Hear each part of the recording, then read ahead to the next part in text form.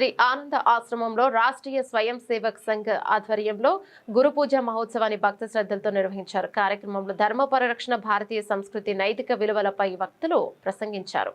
ప్రకాశం జిల్లా దోనకొండ మండలంలోని శ్రీ ఆనంద ఆశ్రమంలో ఆదివారం ఆర్ఎస్ఎస్ గురు పూజ మహోత్సవం ఘనంగా జరిగింది. ఈ సందర్భంగా వక్తలు మాట్లాడుతూ భారతీయ సంస్కృతి, సనాతన ధర్మాన్ని భావితరాలకు అందించడం ప్రతి ఒక్కరి బాధ్యత అన్నారు. నేటి బాల బాలికలకు వేదాలు, ధార్మిక విలువలు, నైతిక బోధనలు నేర్పించడం ద్వారా భక్తి భావాలు పెంపొందడంతో పాటు చెడు అలవాట్లకు దూరంగా ఉండి సన్మార్గంలో నడిచే అవకాశం కలుగుతోందని వివరించారు. విద్యార్థులు సెలవు దినాలను సద్వినియోగం చేసుకుంటూ దైవతత్వం, మంచి నడవడిక, సామాజిక సేవలను, విలువలను అలవరుచుకోవాలి సూచించారు. కార్యక్రమానికి హాజరైన పెద్దలు కూడా ధార్మిక గ్రంథాల సారాంశాన్ని తెలుసుకుని ఆధ్యాత్మిక సందేశాలను ఆసక్తిగా తిలకించారు.